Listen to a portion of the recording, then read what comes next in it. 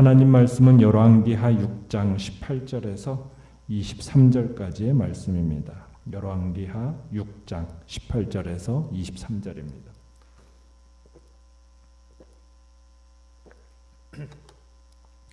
열왕기하 6장 18절부터 23절 우리 한 목소리로 같이 읽겠습니다. 시작. 아람 사람이 엘리사에게 내려오매 엘리사가 여호와께 기도하여 이르되 원하건대 저 무리의 눈을 어둡게 하옵소서 하매 엘리사의 말대로 그들의 눈을 어둡게 하신지라.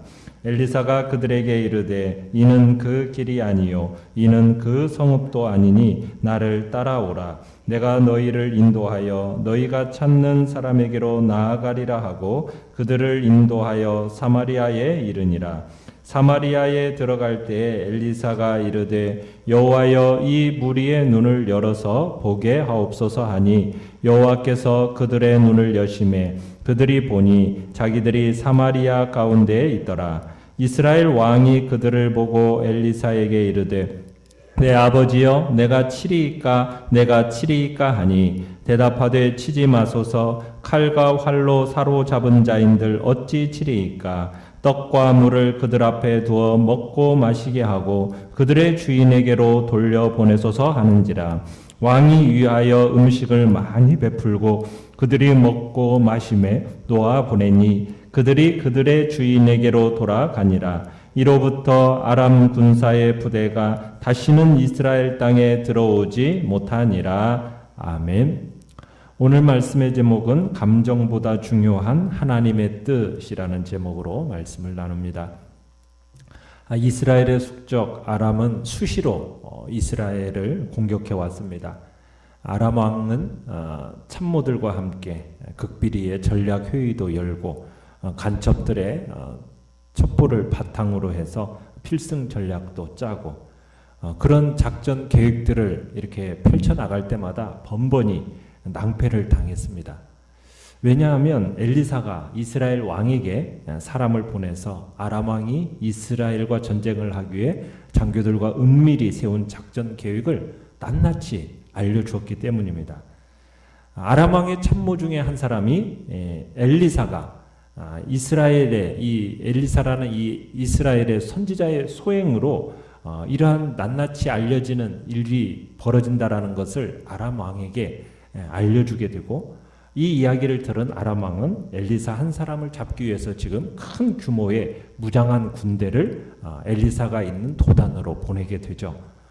아침에 엘리사의 시종이 밖에 나가 보니까 강한 군대가 말과 병거로 성읍을 포위해 놓고 있습니다. 기겁한 시종이 엘리사에게 곧장 이 사실을 알리고 엘리사는 이 일에 대해서 전혀 흔들림이 없이 침착하게 하나님의 음성을 자신의 사환에게 들려주죠. 두려워하지 말라. 우리와 함께한 자가 그들보다 함께한 자보다 많다. 엘리사의 사환이 무슨 말인지 전혀 알아듣지 못하니까 엘리사가 하나님께 기도하지요. 여호와여 원하건대 그의 눈을 열어 보게 하옵소서. 그 순간 그 기도의 응답으로 엘리사의 사환에게도 영적인 눈이 열리게 됩니다. 수많은 불말과 불수레가 엘리사를 에워싸고 있는 광경을 보게 된 겁니다. 자, 내용관찰 문제 1번을 보시면 엘리사의 기도 내용과 아람 군대에 취한 조치는 무엇입니까?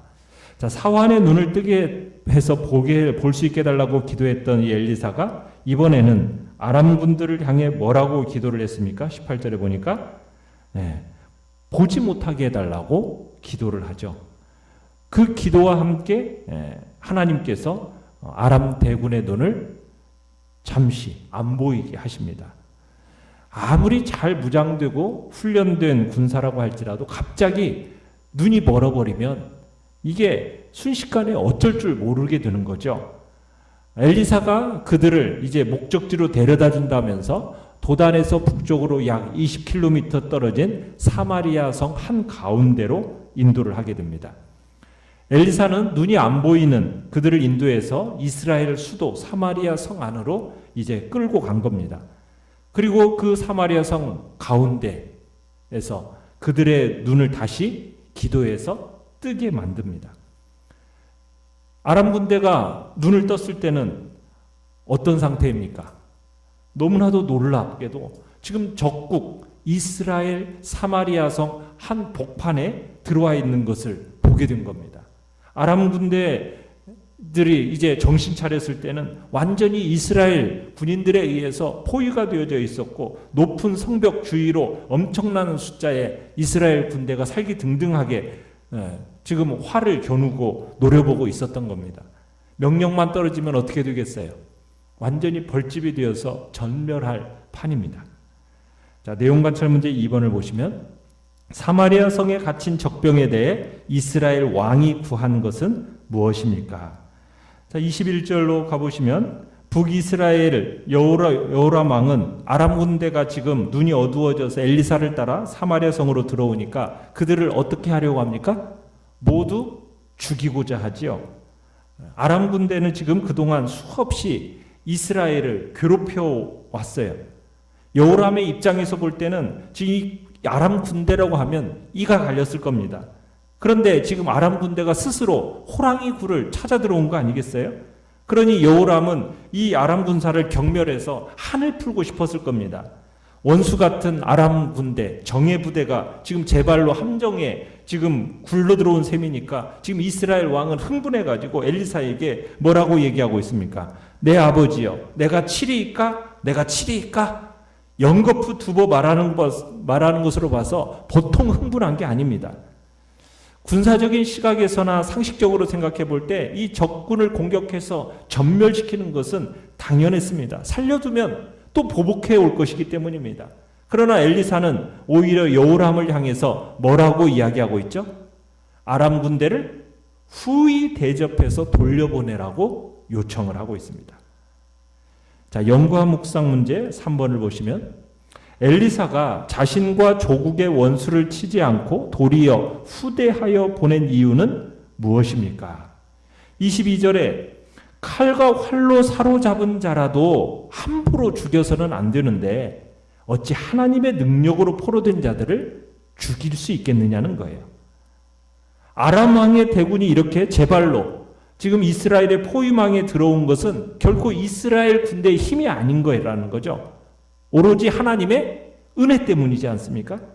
그러니까 하나님이 은혜로 주신 이 선물을 인간적인 방법으로 처리해서는 안 된다는 겁니다. 우리도 살다 보면 전혀 우리의 노력이 아닌 순수히 하나님의 은혜로 굴러들어오는 복들이 있습니다.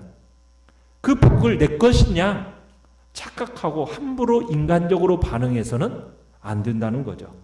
뜻밖의 축복에는 하나님의 심오한 뜻이 숨어 있다는 겁니다. 그래서 엘리사는 이스라엘의 왕에게 오히려 잔치를 베풀어서 적군들을 극진히 대접해서 지금 돌려보내라고 지금 하고 있는 겁니다. 자, 느낀 점 4번을 보시면, 자신과 조국을 괴롭히던 대적에게 너그러운 태도를 보인 엘리사의 모습에서 무엇을 느낍니까? 엘리사의 지시에서 원수에게 보복수하지 말고 오히려 사랑하라는 예수님의 가르침을 우리가 보게 됩니다. 우리도 여호람과 같은 말로 기도할 때가 있을 겁니다. 나를 괴롭히고 나에게 큰 상처를 준 자를 응징할 수 있는 기회가 생겼을 때 그런 기도를 할 수 있죠. 아니, 기도도 하기 전에 옳지, 하나님이 주신 기회구나 생각하고 가차없이 응징할 가능성이 더 큽니다. 그러나 그런 태도는 하나님이 우리를 향하신 뜻이 아니라는 거예요. 우리 하나님께서는 우리 스스로 원수 갚는 것을 허락하지 않으셨습니다. 신명기 32장 35절에서는 하나님은 보복이라는 것은 누가 하는 거냐? 내가 한다 말씀하십니다. 또 출애굽기 23장 5절에서도 하나님은 원수된 이웃이라도 공경에 처하면 반드시 도와줄 것을 명령하고 계시죠. 그런가 하면 신약에 가보면 우리 예수님께서는 누가복음 6장 35절에 그렇게 얘기하죠. 오직 너희는 원수를 사랑하고 선대하라. 사도 바울은 로마서 12장 21절에 이렇게 얘기합니다. 악에게 지지 말고 선으로 악을 이기라. 이 세상의 사람들은 보응의 법칙을 따라 살아갑니다. 칼에는 칼, 악에는 악, 힘에는 힘, 이렇게 대응합니다. 적은 반드시 처단하려고 합니다. 그러나 성도들은 세상의 법칙을 초월하는 그리스도의 생명의 성령의 법 속에 있는 사람들입니다. 만약 보응의 법칙대로 하나님이 우리를 대하신다면 우리는 어떻게 되었을까요? 우리는 이미 다 죽음의 자리에 다 있었을 겁니다. 또 지금도 변함없이 보응의 법칙으로 우리를 대하신다면 우리 가운데 살아남을 사람은 아무도 없습니다. 그러나 하나님은 우리를 보응의 법칙 대신에 어떠한 법으로 우리를 대하셨습니까? 용서와 생명과 화해의 법으로 우리를 대해 주셨죠. 지금도 그 법으로 우리를 변함없이 대하고 계시고요. 그렇기 때문에 우리가 천국의 소망으로 살 수 있는 거 아니겠습니까? 하나님의 사람이 악을 이기는 방법도 마찬가지라는 거죠. 악으로 똑같이 맞받아치는 것은 성경이 말하는 바가 아니라는 겁니다. 성도들의 보응이라는 것은 하나님께 맡겨두는 것입니다. 그리고 우리는 할 수 있는 대로 최선을 다해서 원수된 이웃이라도 선대하는 것이 하나님의 백성의 모습이다. 미움이라는 것은 사랑으로 이겨야 하는 것이고 다툼이라는 것은 용서로서 이겨야 한다는 것이 바로 우리 예수님의 방법인 거죠. 그래서 예수님은 자기를 못 받는 자들을 향하여서 저들의 죄를 용서해 달라고 십자가의 사랑으로서 우리 모두를 구원하신 것이 예수님의 방법이셨던 겁니다. 엘리사의 목표도 마찬가지였을 겁니다. 단순히 자기 생명 건지는 것만을 목표로 한 것이 아니었습니다. 아람 군대를 죽이는 것도 아니었습니다. 엘리사는 아람과 이스라엘 모두에게 하나님의 크신 능력과 하나님의 크신 사랑을 느끼게 해주고 싶었던 것입니다. 그래서 그들이 모두 변화받아서 하나님의 사람이 되는 것, 그것이 엘리사의 목표였던 거죠. 아람 군대는 하나님의 그 능력과 자비를 분명히 알게 되었던 것 같습니다. 자신들의 목숨, 죽은 목숨이었는데 참으로 아람 군대가 하나님의 그 능력과 자비로 지금 자신들이 이렇게 목숨을 건진 것을 알게 되니까 23절에 보면은 이로부터 아람 군사의 부대가 다시는 이스라엘 땅에 들어오지 못했다. 침략하지 못하게 되었다는 얘기죠. 물론 이게 영구적인 그런 휴전이 되었다는 얘기는 아닙니다. 영구적인 것이 아니라 몇 년 동안의 휴전이었어요. 죽을 목숨을 살려주고 선대를 한 이 북이스라엘 왕의 태도에 굴복해서 일정 기간 동안은 북이스라엘을 감히 침공할 생각을 못했던 겁니다. 원수를 사랑하라는 그 가르침이 효력을 발휘한 거죠. 사랑이라는 것은 그 어떤 악도 녹이는 용광로라고 이야기합니다. 어떤 강팍한 마음도 뚫는 강력한 무기가 바로 사랑이다. 주님은 우리에게 보여주고 말씀하고 계시는 것이죠. 결단과 적용 5번을 보시면 아람 군사처럼 나를 공격하고 괴롭히는 사람은 누구입니까?